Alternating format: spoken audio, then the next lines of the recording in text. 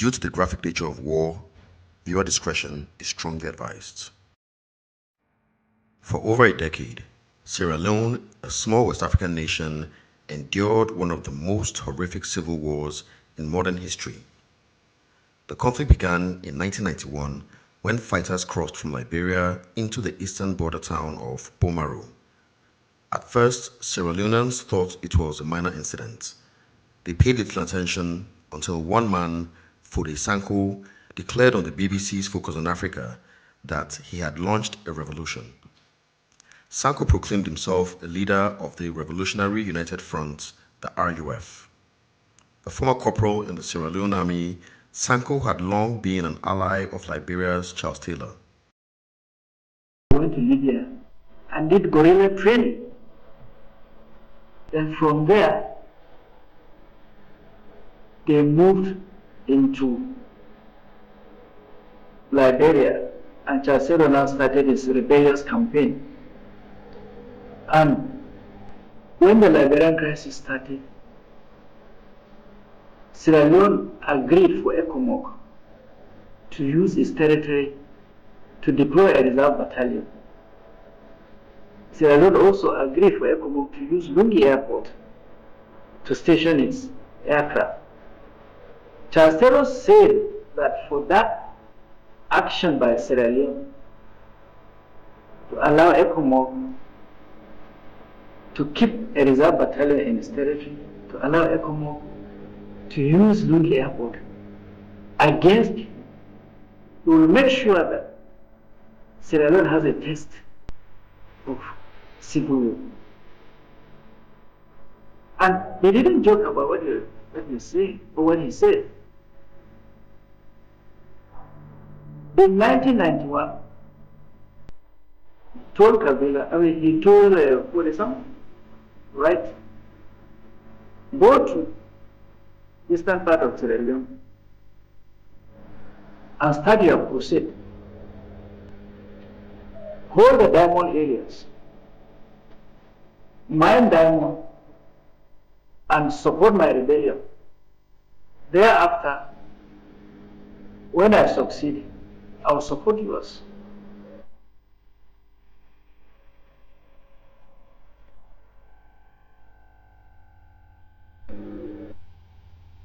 Now, Fode Sanko, when he first started making public what he was doing, claimed that he was fighting against the APC government then, which everybody and that he was fighting for the people. He said things like, oh, power to the people. In fact, I think his slogan was arms to the people, power to the people, and wealth to the people, something like that. I think he seemed to have the ideology, I don't know where exactly he picked it up from, but that power could be got through force of arms, and that through the use of force of arms to get power, one would get wealth. So that seems to have been the modus operandi that they have been operating on since then.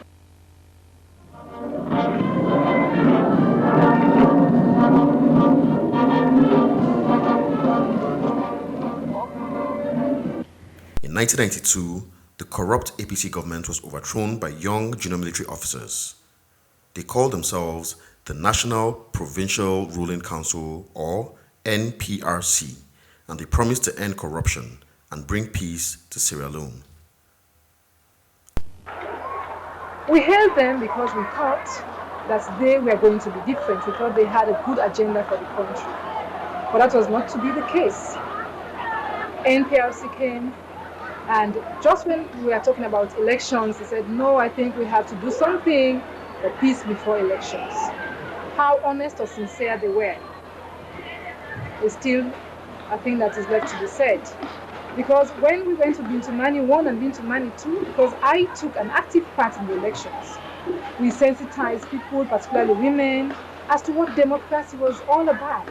That democracy will give you an opportunity to be part of the national concerns. It will give you an opportunity to have your own party, the choice of the people. So I particularly went around and we sensitized women, we sensitized people about it. up the provinces and even on to Freetown.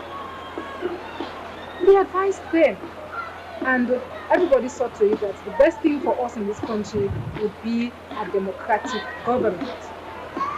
It did not go down well with NPRC, so they said peace before elections.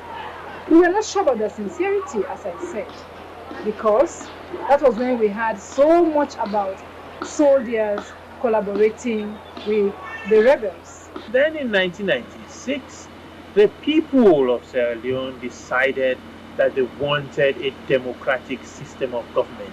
They no longer wanted the military power. The military resisted. But for the resilience of the people of Sierra Leone, we would not have been able to get rid of that military government. We got the support of the international community, of course. A democratic, free and fair election was organized. And on the day of the elections, the soldiers tried to disrupt the elections all over the country. There were some places where people were attacked at polling stations. There were in Freetown, they started firing in some areas, but people resisted. They said they were going to vote. They refused to leave the queues, and so the elections went on. Some people got their hands cut off, fingers cut off, because soldiers or rebels in some areas would catch the people and say, oh, you voted, look at the finger, and if they see that indelible ink on the finger, they chop off your finger. And this is how this business of amputation started. Well, the people of Sierra Leone insisted that they wanted a democratic government. Now, this went on. We had elections. President Tijan Kaba was elected by the majority of Sierra Leoneans.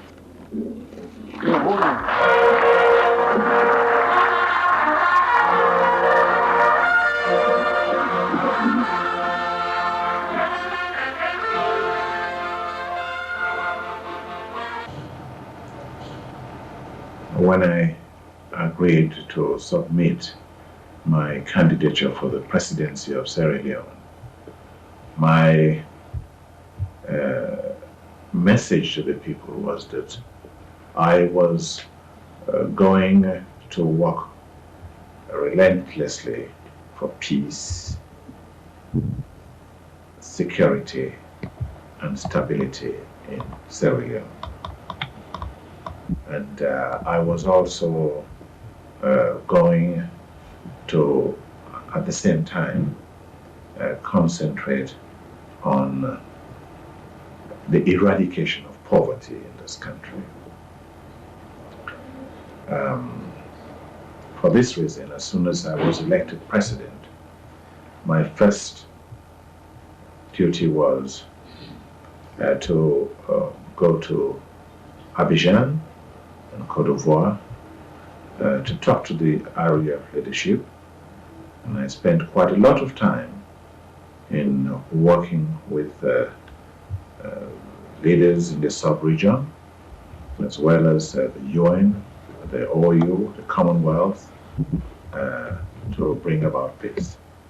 And my efforts resulted in the signing of the Abidjan Peace Accord. But the peace never came.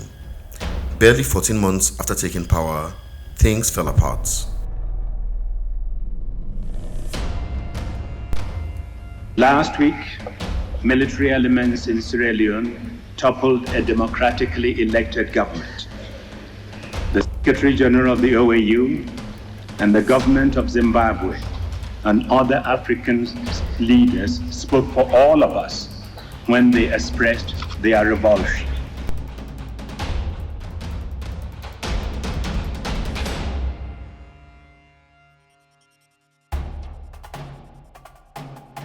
The soldiers invited the RUF into government, and for 9 long months, the people of Sierra Leone suffered under the most brutal military dictatorship in the nation's history.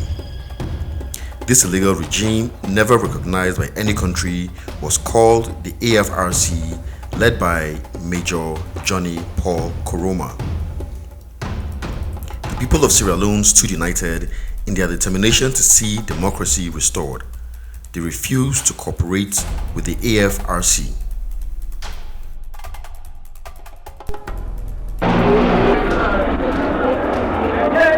In 1997, when the government that they had elected was overthrown. Even those who had been opposing the government, students, trade union movements, who a few months before May had been demonstrating against the government, now all came together and said, regardless of what the failings of this government are, this is a democratic government, and we will not allow a group of men or women or a combination of them, simply because they bear arms, to dictate to us who should rule us. And so there was civil disobedience which lasted for 9 months.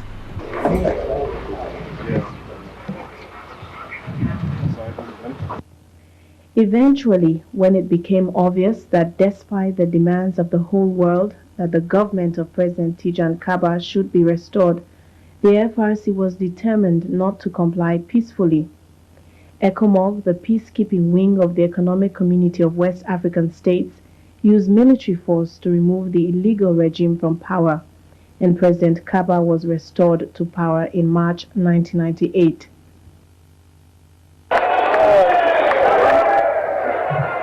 Sadly, for the people of Sierra Leone, the AFRC and the RAF refused to allow them to have the peace they so much desire. Well, it appears that with their backers outside the country, they went into the bush, rearmed, reorganized, and came back in force. And this time, they invaded the capital. This never happened. In all the 7-8 years the war had been going on, this is the first time that the rebels succeeded in getting into Freetown. And the carnage has been amazing. The destruction has been unbelievable. The brutality has been unimaginable.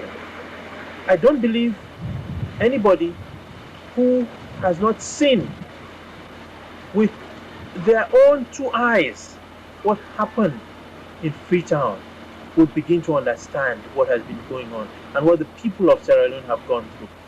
People were hacked to death, old women thrown into blazing infernos, houses set on fire with the people locked in there, and the rebels standing outside the door threatening to shoot anybody who comes out. Anybody who tried to get out of the house gunned down. People lined up at random and shot simply because it was becoming obvious that they were not going to be able to hold on to power, which the first day they came in, they went on the radio to announce that they had overthrown the government again. My house here stands just behind the Pademba prisons, which was one of their main military objectives, to release the prisoners condemned for treasonable activities. And they knew that about 3 o'clock, 4 o'clock, 4 a.m. on Wednesday, 6th of January.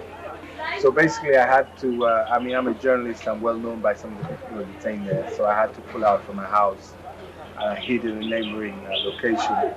I was there for several days before I was able to make it through ECOMOG lines. I got off pretty lightly, but the further east you went, the more terror was unleashed against the people of Freetown, and it got to a point where they were actually massacring people, raping women, basically on a day-to-day basis.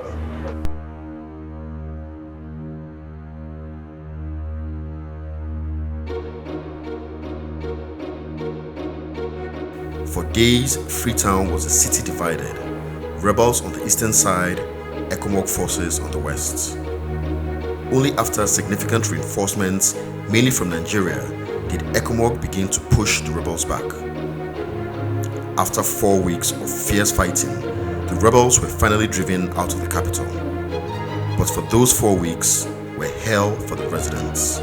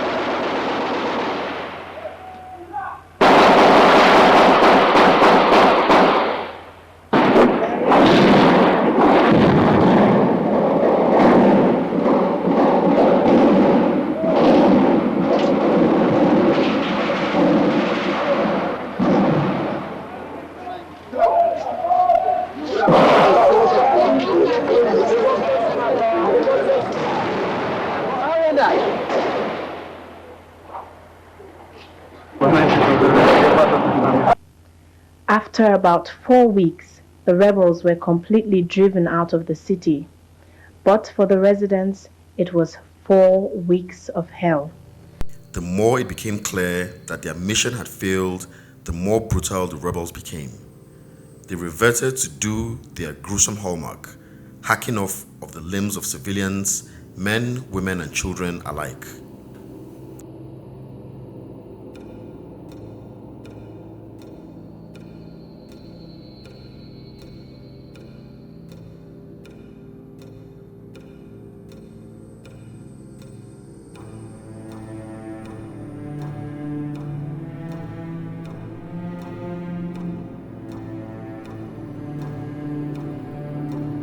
Under orders from their leaders, they burned everything they could.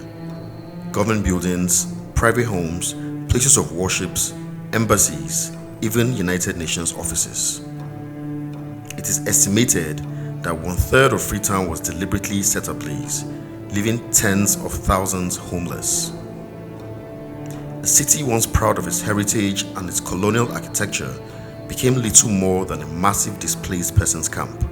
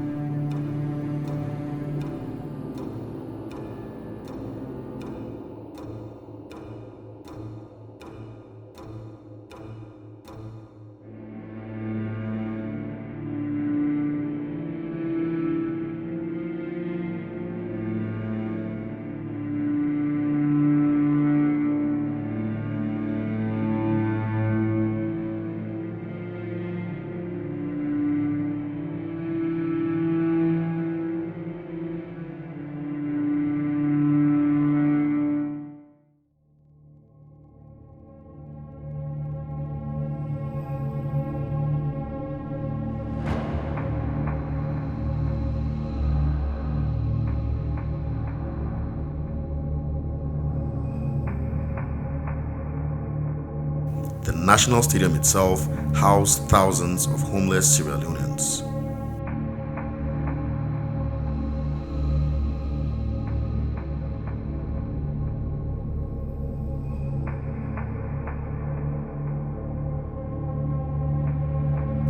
The destruction of Freetown's infrastructure was immense, but it was nothing compared to the human cost and the terror unleashed upon its people.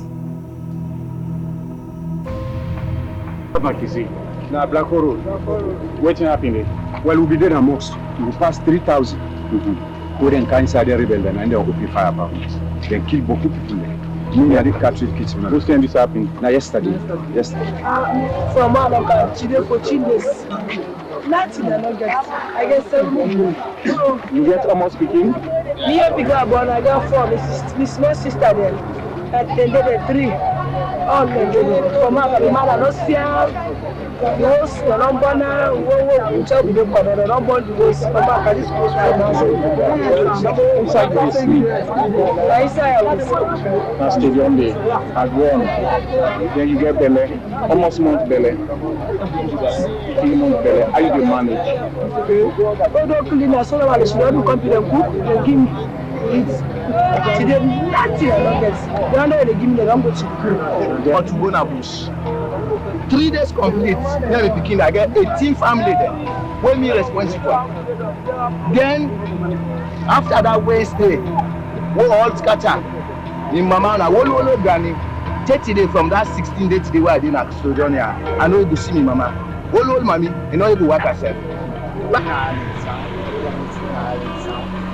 don't see all over Allentown. I didn't come and see the oil, the sand. So the people fly some fall, the way the people fly some fall, and you see. So we were the meet now. Jankaba in Feluas, and also we not to Jankaba in Feluas, and you see we're now looking behind, and you see one look inside the oil. And you see where the one drop the other one, and you come and you say no, we say we're sorry for the Leone left. The one, so let's saving 9 English. They were then on them born all over the world. the 21, then I'm Oxia. So the Milopulu na also they no more na tigit. So now we decide say look na mox because I got the house look I there. But from the day now that Thursday now we no get laugh again. The can no more then the can more we when Finamona take money, we pass mark.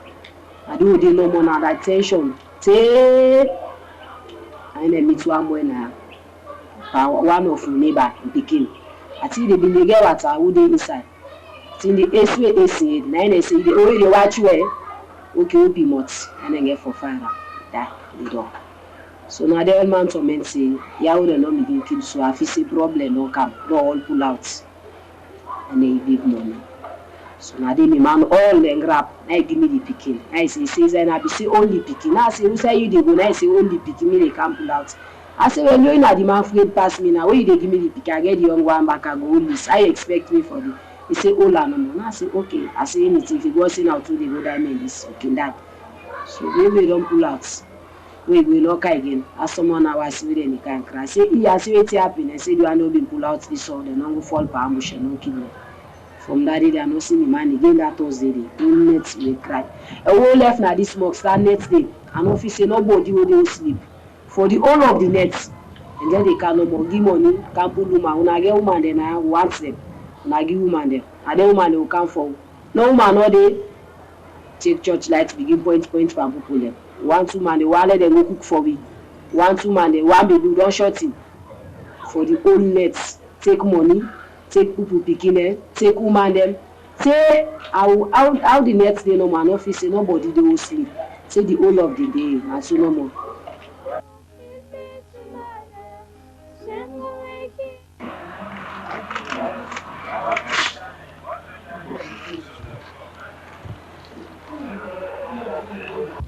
The level of brutality which the rebels have unleashed on the civilian population has been extreme. But perhaps the most disturbing feature of the war in Sierra Leone is the way in which children are being forced to become killers.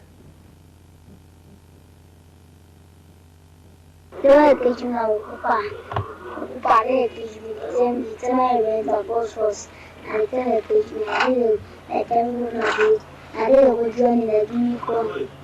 I did a swim for fire. I did a give me smells for the. I did to see for the. They're going to shoot for me, go to Imam, so quickly or on. And then I saw they're doing one or for us, we got to the arm. We got to the arm. Oh, they shoot me, they give me cocaine.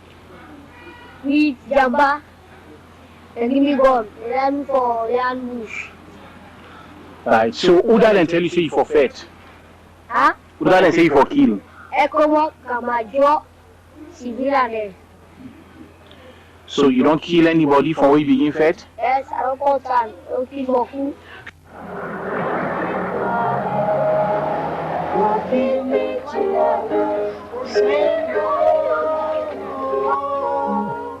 For most people, the war in Sierra Leone has either been a puzzle, just another civil war, or a revolutionary war waged by a group with some sort of political ideology. It is only now the truth is beginning to dawn on everyone. Talk about revolution. But revolution does not involve killing of people, maiming of people, raping people. Now they were talking about trying to improve the condition of life of our people. Now how do you say you improve the condition of lives of people? By destroying their properties, by killing them, by maiming them. Now, those are things that are really very, very contradictory. I understand quite clearly the IUF, and I think most Sierra Leoneans understand that the IUF is not a revolutionary movement. The IUF seeks political power. And it seeks political power by attempting to blackmail the existing government into accepting their political demands. Now, there's also a high degree of external support, not just from within the sub-region, but also externally even to Africa. And we know this is a war about diamonds, a war about natural resources. That was how Charles Taylor has been supporting the rebellion in Sierra Leone. And Charles Taylor has also been talking about Greater Liberia. His Greater Liberia is the dream he has about Eastern Sierra Leone, giving it a historical support that actually those areas were part of Liberia in the past. So they can now lay claims on the Diamond area and now annex it to Liberia. The reason why this is so clear is that this war was started from outside Sierra Leone, introduced to Sierra Leone, and has been sustained from outside of Sierra Leone. We know that Charles Taylor himself, in one of the days when he can speak truthfully, said he would teach Sierra Leone a lesson. I myself got to know the Liberian MPF officer who confessed to me in April 1996 that he brought Sankor to Sierra Leone. The man, of course, has been reportedly killed recently, he and his family. So that clear line that MPFL is involved.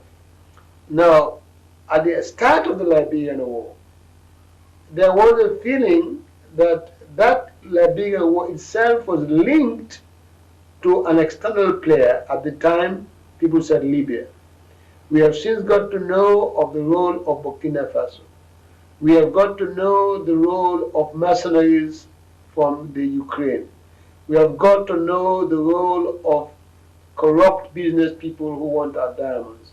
So since I was involved with the Liberian crisis from the UN position since 1989, we came to the conclusion that why it was so serious, because those people involved in Liberia fighting the MPFL had the intention to start with Liberia, then to be followed with Sierra Leone, from Sierra Leone to Guinea, from Guinea to Ghana, from Ghana to Nigeria. So there was a grand design to revolutionize this sub-region. The problem now is a trial of democracy. I'll explain what I mean. Democracy, I believe, for which a lot of people in this country have shed blood for. A lot of people have died.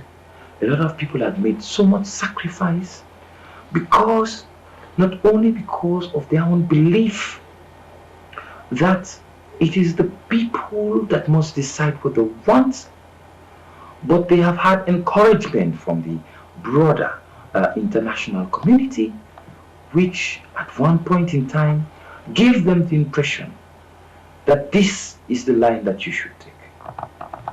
The civilized world confirmed what people believed, that democracy is the right thing. So people had security, a sense of security in the fact that the international community was at one with them in their own thinking. Strategically, Sierra Leone is of no great political importance to most of the major powers. And then secondly, there's a high degree of external involvement in the struggle for Sierra Leone's diamonds. And we have to understand that we as Africans have to protect our own natural resources for the use of our people, for our development, and for generations yet unborn. So basically what is happening is that the Western countries, because that is what they call the international community, are turning a blind eye to what is happening in Sierra Leone while concentrating on areas of strategic concern to them, like Angola, the Congo, etc. And this is why we have to make it very clear to the external world what is at stake at Sierra Leone, what is at stake here in Sierra Leone. That if the Western countries keep talking about democracy in Africa, and they're not prepared to defend the will of 4 million people who opted for democracy freely in 1996, then it's just so much hypocritical cant. My own personal problem, my own personal query is that I believe that the people of Sierra Leone have been abandoned, seriously abandoned by the international community. I remember that during the time of Francois Mitterrand, there was a wonderful, a celebrated speech that he made, which is called Le Discours de la Boule, in which he set the pace for democratization to sweep through Africa, in which he said that they should now link assistance, international assistance, economic or otherwise, humanitarian, to states of Africa, to their willingness and proof of their willingness to become democratic. And the wind of democracy started flowing all over the place, and everybody was agreeing. There's an elected government on seat, democratically elected government on seat. That government has been threatened and is still being threatened by rebels. The international community has given support to ECOMOG, which is a peacekeeping, peace enforcement outfit, to ensure that that democratically elected government that is being threatened, is retained, is sustained. But they still think that ECOMOG is performing the role of peacekeeping. And I've told them we are past the stage of peacekeeping. We're in an advanced stage of peace enforcement. We are fighting insurgents. So the international community should see it as a duty on their own part to ensure that they provide legal support to ECOMOG so that ECOMOG can